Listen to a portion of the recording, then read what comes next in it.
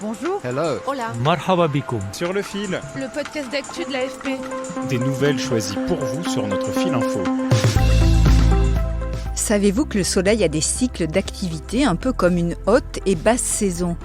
Et en ce début d'année, les astrophysiciens nous mettent en garde. L'étoile entre dans une période de pic d'activité solaire, ce qui représente un danger. Une intense activité magnétique est attendue en vertu d'un cycle qui revient de manière décennale. Cette activité n'est pas sans conséquences puisqu'elle peut impacter nos systèmes électroniques et électriques, des satellites en passant par nos voitures ou centrales nucléaires. Alors pour en savoir plus sur les pics d'activité solaire et leurs conséquences sur Terre, j'ai appelé un scientifique, Jean Lillensten, astrophysicien et chercheur au CNRS, et Julien Meky, spécialiste des radiations solaires, chef du département Environnement et Nouveaux Matériaux au CNES. Sur le fil.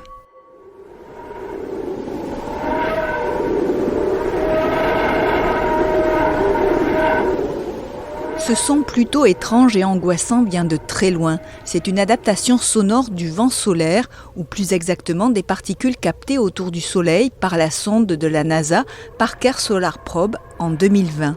Il témoigne de ce qui se passe sur notre étoile, une intense activité magnétique qui n'est pas constante et qui suit un rythme cyclique de 10 à 13 ans. Actuellement, le Soleil est à mi-parcours d'un cycle entamé en 2019. En période de calme, le vent solaire chargé d'électricité atteint la Terre à la vitesse d'1 300 000 km à l'heure.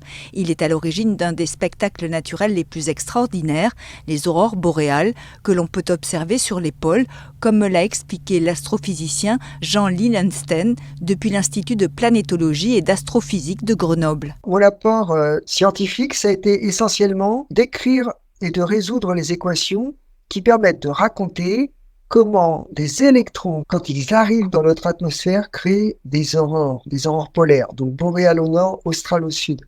Vers le milieu du cycle, on observe un pic d'activité qui se traduit par des éruptions solaires. C'est la période dans laquelle nous entrons. Alors on le voit avec nos télescopes sous forme de taches sombres à ces endroits-là. Et puis, mais localement, à ces endroits-là, il y a aussi des bouffées de particules qui sont éjectées. On appelle ça des éruptions solaires. Et ça propage de l'énergie plus haut dans la couronne du Soleil, sur l'atmosphère. Alors on appelle ça des éjections coronales de masse. C'est pas très grave, c'est juste que localement, le champ magnétique il a commencé à se déstructurer.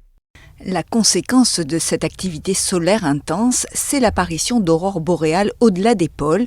C'est comme ça qu'on a pu admirer des ciels orange ou bleu en novembre en France, en Grande-Bretagne ou en Ukraine. Mais ce n'est pas tout. Lors d'une éruption solaire, des rayons ultraviolets ou des rayons X atteignent la Terre. Si les êtres vivants, eux, sont protégés par le champ magnétique qui entoure notre planète, ce n'est pas le cas des systèmes électriques et électroniques que l'on retrouve partout, de la voiture électrique au système de GPS. Nos appareils électriques pourraient donc devenir inutilisables, les connexions Internet pourraient être coupées par exemple. Le revers de la médaille de cette hyper-sophistication, c'est que nous sommes devenus plus vulnérables à l'activité solaire. En tout cas, le réveil a été dur pour tout le monde ce matin. D'abord, se rendre au travail était une entreprise compliquée puisqu'il n'y avait pas de métro. Pour les automobilistes, il fallait être très très patient aux intersections puisqu'il n'y avait plus de feux de circulation. C'était en 1989, une importante tempête solaire avait provoqué un blackout total au Québec, plongeant 6 millions de personnes dans le noir.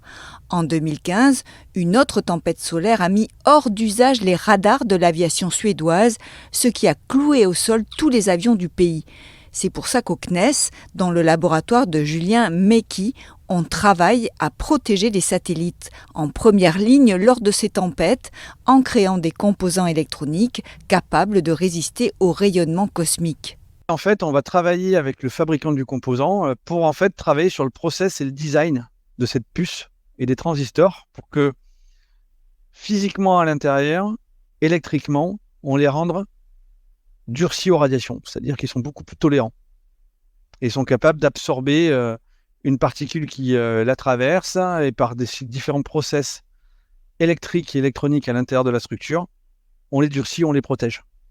Aujourd'hui, scientifiques et militaires surveillent l'activité solaire. Les compagnies aériennes peuvent s'appuyer sur un service de météo spatiale mis en place par l'Organisation internationale de l'aviation civile. Les spécialistes scrutent l'étoile et mesurent les variations des radiations dans l'espace. Cela permet de prévenir de l'arrivée d'un orage magnétique environ 2 heures avant. On peut se poser la question sur les automobiles, mais on peut aussi se poser la question sur les grandes fermes de serveurs, où on a des calculateurs monstrueux pour faire du calcul IA qui va servir pour le cloud, pour le chat GPT, pour Google, pour autre chose, et qui peuvent aussi être impactés par une tempête qui serait très violente et qui taperait le sol.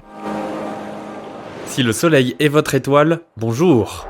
Le nombre de tâches solaires reste stable. Et si le Soleil est toujours votre étoile, à la semaine prochaine.